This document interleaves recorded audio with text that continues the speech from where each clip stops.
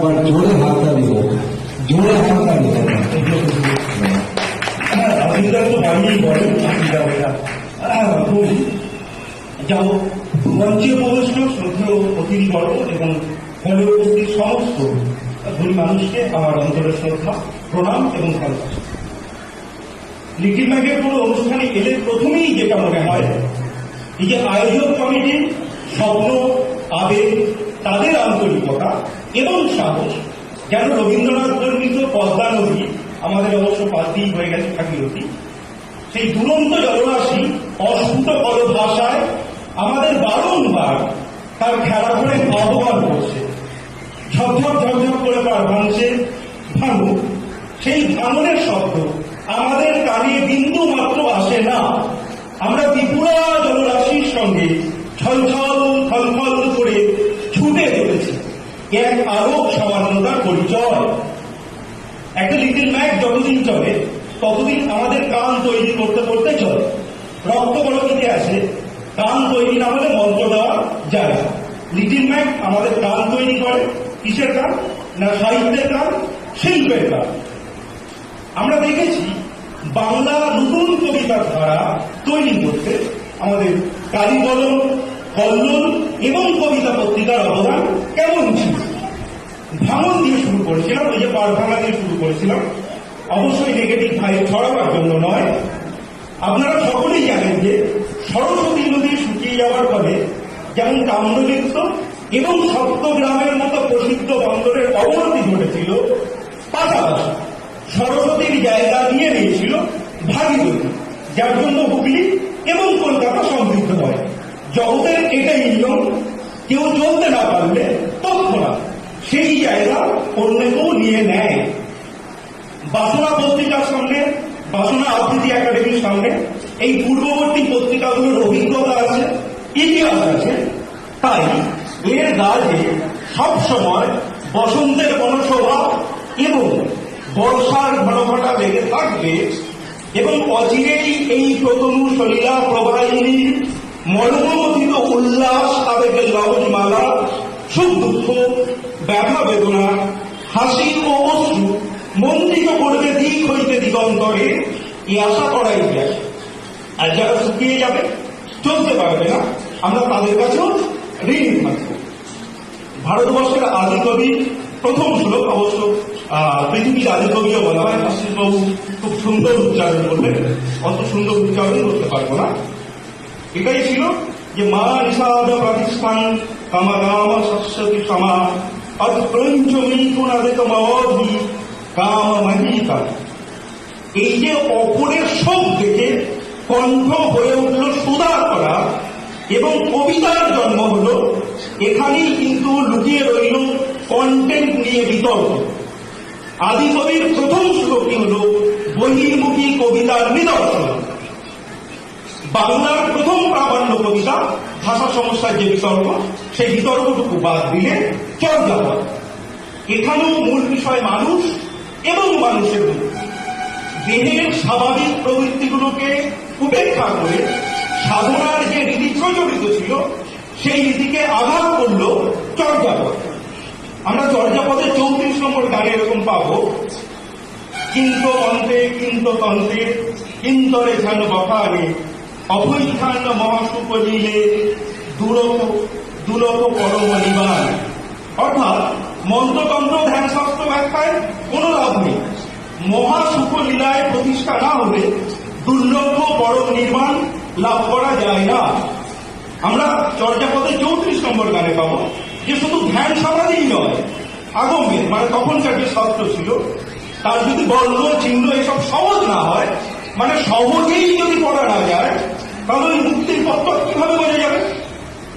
আমরা দেখব যে যারা সারা পৃথিবী থেকে নিজেদের শিক্ষিত করেছিলেন, বৌদ্ধবিহার থেকে ঋণকে বাংলায় এনে আমাদের শিক্ষিত করেছিলেন, রবীন্দ্রনাথের না হাঁটা পথে হাঁটতে চাইলেন এবং হাঁটলেন এবং খুলেও দিলেন নতুন দিগন্ত। তাদের অনেকেই দুর্বোধ্যতার দোষে দুষ্ট হলেন এবং যৌন কাতরতার দোষে তুষ্ট হলেন। বেশ কিছুটা পরে লীলা মজুমদার করলেন যে সাহিত্যের এমন একটা ঐতিহ্য গড়ে উঠেছে যে মানুষের স্থূল জীবনযাত্রার ছবি যে যত তীব্র করে তুলে ধরবে সেই হবে তত বড় লেখক। যদিও ইতিহাস বললে ইয়াকে স্বাভাবিক। আমরা দেখব রবীন্দ্রনাথের পর বাংলা কবিতার গায়ে প্রবলভাবে স্নেহ স্বাক্ষর রাখছেন নজরুল ইসলাম, জীবনানন্দ দাশ এবং অমিয় চক্রবর্তী। মানবিক সংকট, জীবনের জটিলতা এসবকে এড়িয়ে গিয়ে কবিতা লিখলে সে কবিতা পড়ে থাকে নির্জনে, শতাব্দী রচনা অবনীত হয়ে। খবরের কাগজে একটা লেখা পড়ছিলাম কিছুদিন আগে, বিখ্যাত কাগজ, আপনারাও নিশ্চয়ই পড়েছেন। সেখানে একটু মজা করে এই কবিতার উদ্দেশ্যে, সাহিত্যের উদ্দেশ্যে একটু বলা হয়েছিল যে জীবনানন্দ দাসও কবিতা লেখেন, আবার আমাদের পাড়ায় রাম দাসও কবিতা লেখেন, দুজনেই কবিতা। এটা পুরোটাই মজা হিসাবে নেবেন।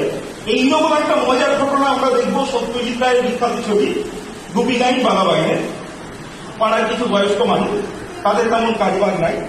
আগে মানুষ আড্ডা দিত পাড়ায়, বটতলায়, চণ্ডী মণ্ডপে, রকে, ক্লাবে। এখন আমরা আড্ডা দিই ফেসবুকে, আমরা আধুনিক হয়েছি।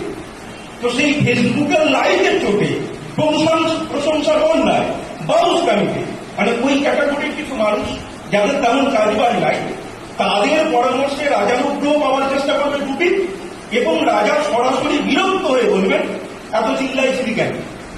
মানে রাজা গুণীকে গুণী এবং নির্গুণীকে নির্গুণী সোজাসুজি বলতেন, তাদের মাথায় তুলে রাখতেন না। এবং গুপি যে একটা গাধা এবং তার পুরস্কার পাওয়ার তো কোনো কথাই নয়, বরং তিরস্কার পাওয়ার কথা। কি অসাধারণ শিল্পিক কনভার্সেশনের মধ্য দিয়ে সে তিরস্কৃত হচ্ছে। এখন হলে রাজা বা পণ্ডিতরা কি বলতো, কোথায় কে আছে সেটা একটা পুরস্কার দিয়ে দেবে, একটা অ্যাওয়ার্ড দিয়ে দেবে, কিংবা নিজেরাই একটা করে পুরস্কার নিয়ে নিত। একটা করে পুরস্কার দিলে তো রাজমন্ডলের কিছু কম পড়ে না। এই যে ফেসবুকীয় হত্যারি বা উনি যেটা দেখাতে চাইছেন, যদি একটু আমরা কানেক্ট করে নিই, এটা আমাকে উন্নত করবার যে প্রক্রিয়াগুলো আছে সেই প্রক্রিয়াগুলোকে বাধা দিচ্ছে, আমাদের প্রতিবন্ধকতা সৃষ্টি করছে। আমি নিজেই বুঝে উঠতে পারছি না আমার সৃষ্টির পর্যায়ে কোথায় দাঁড়িয়ে। একটা ফেসবুকে কবিতা দিলে 50টা যদি লাইক পাই, যথেষ্ট আমি নাচানাচি করবো এবং আস্তে আস্তে চলেও যাবো পুরস্কার আনতে। সেই রকমই একটা, যেমন কোথায় কবিতা চর্চা বা সাহিত্য চর্চা একটা কোথায় যেন ভুলিয়ে গেছে বলে মনে হয়। ঠিক এইরকমই একটা সময় এর আগেও এসেছিল, এরকম একটা পর্যায়ে এসেছিল। সেই সময় বিস্তৃত বাংলা কবিতা ধারা নিয়ে সমালোচনা করতে গিয়ে মল্লিকা সেনগুপ্ত বলেছিলেন যে আত্মখননহীন কবিতা লিখলে চলবে না। প্রসঙ্গক্রমে আমাদের এই বাংলা সাহিত্য চর্চায় বা কবিতা, বিশেষত কবিতা গোষ্ঠীর চর্চায় পার্নেশিয়ান কবিগোষ্ঠীর যে মুভমেন্ট হয়েছিল বিদেশে, সেই মুভমেন্ট আমাদের এই আলোচনার জগতে চলে আসে। আমরা সেই পার্নেশিয়ান কবিগোষ্ঠীদের কি দেখেছিলাম যে তারা শেষ পর্যন্ত শাশ্বত মানবতা বোধের পরিচয় দিতে পারেননি। সেই পরিস্থিতিতে, মানে সেই তখন যখন প্যারিস কমিউনিটির পরাজয় হচ্ছে, সেই সংকটের মুখে দাঁড়িয়ে শাশ্বত মানবতা বোধের পরিচয় দিয়েছিলেন ভিক্টর হুগো। যে শাশ্বত মানবতা বোধের পরিচয় আমরা পাবো আমাদের রবীন্দ্রনাথকে। আসলে পার্নেশিয়ান কবিগোষ্ঠীরা তারা তাদের কথার যে চাতুর্য, সেই চাতুর্য দিয়ে নিজেদের মনোভাবকে ঢেকে রাখবে। আর বাঙালি হিসাবে বাঙালিরা একটু বেশি কথা বলতে ভালোবাসে, যেটা আমি এখন করছি আপনাদের সামনে। আর যে ভালো বুঝিয়ে কথা বলতে পারে না, তাকে তো আবার মানুষ বলেই গণ্য করা হয় না। একটা আছে, মজার ঘটনা আছে, এটা মাঝে মাঝে দেখবেন বিভিন্ন জায়গায় ঘুরে বেড়ায় যে বাঙালি অস্কার পায় না কেন না, অস্কার কমিটি জানে ওরা 45 সেকেন্ডে ধন্যবাদ জ্ঞাপনই শেষ করতে পারবে না। একটা 45 সেকেন্ডের ব্যাপার আছে।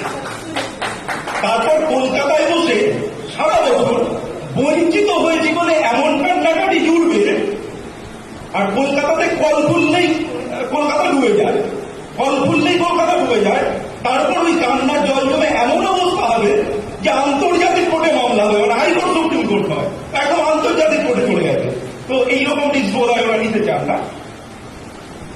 এটা বলতে পারো কারণ আছে, সেটা আপনারা বুঝতে পারছেন, সব কথা খুলে বলা উচিত না।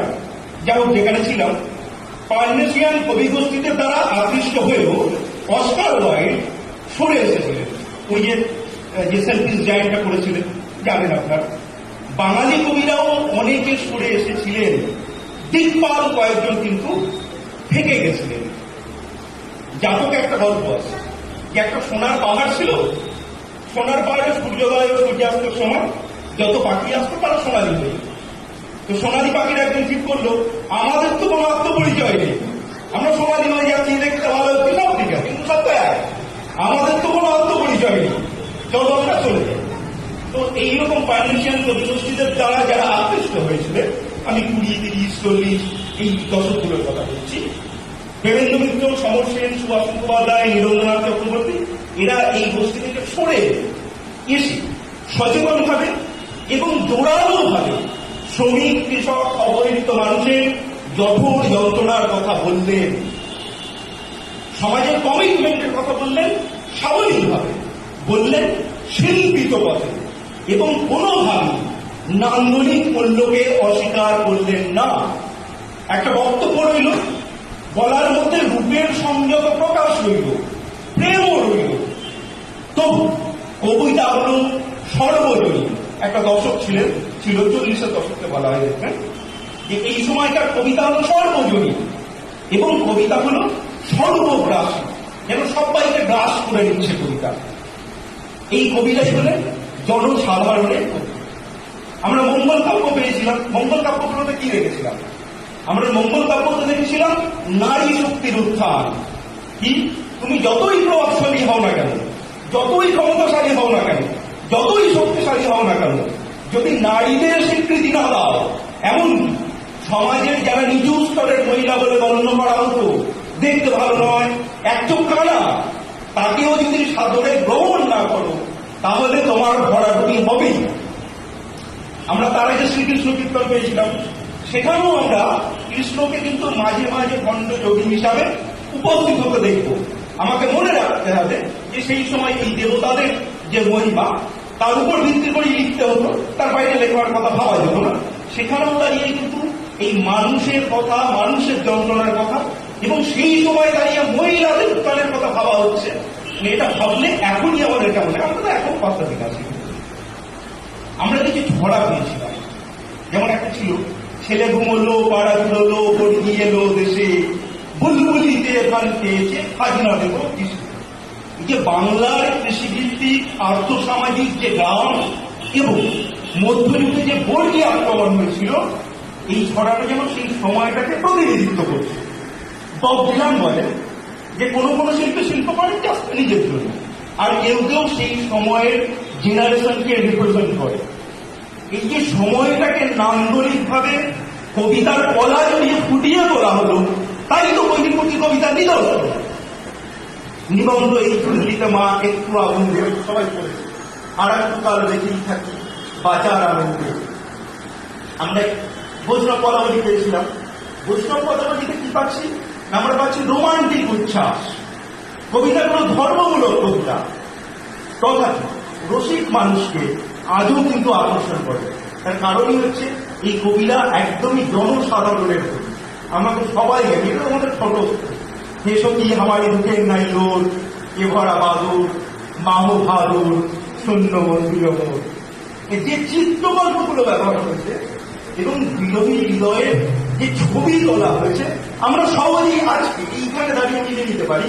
এখনকার কোন যুবতীর হৃদয় ভাঙার শব্দ আমরা বিরহ কাতরতা স্পষ্ট ছবি, মানে 2023-এ দাঁড়িয়ে আমরা ওইগুলোর সঙ্গে যেন কানেক্ট করে নিতে পারি এবং কি সহজেই যেন ভাবতে পারি যে এমনই কোনো বৈশাখী পূর্ণিমার রাত, বৈশাখী পূর্ণিমা পড়ে, হ্যাঁ চলে আসবে, বৈশাখী পূর্ণিমার রাতে বাদলা হাওয়া বয়ে আনছে দূর থেকে একটা কীর্তনের আসর, যেখান থেকে ভেসে আসতো এখন হেসকি আমার দুঃখের নাই লোর, এ ভরা বাদর মাহ ভাদর, শূন্য মন্দির মোর। মেঘ কেটে যাচ্ছে, নক্ষত্র মন্ডল জেগে উঠছে, চন্দ্র ছোটায় যেন আমরা দেখতে পাচ্ছি মেঝুতে পড়ে আছে মুক্তোর মতো অশ্রু বেশি। কোথাও আমাদের কল্পনা করতে অসুবিধেই হবে যে ভুবন ভাসানো জ্যোৎস্নায় বাড়ির ফটক পেরিয়ে যাচ্ছেন সেই হৃদয় ভাঙা যুবতী, সেই বিরহ কাতর যুবতী, দৈর্ঘ্য বস্ত গভীরতা না জানা পূর্ণ তোমার দিকে। এ নদীতেই তো জাহাজ ভাসি ছিল, তখন জাহাজে বাণিজ্য হতো, জাহাজ ভাসি ছিল তার সেই স্বপ্নের মানুষটি। আজ ভরা গঙ্গার বুকে গোল থালার মতো চাঁদও যেন মুখরিত যৌবন